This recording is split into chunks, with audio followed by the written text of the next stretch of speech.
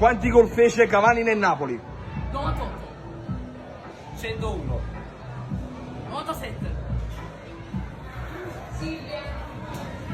No! La si è bloccata! Chi è il secondo miglior marcatore della Serie A 2022-2023? Lautaro. Chi è il numero 99 del Napoli? Anch'issa.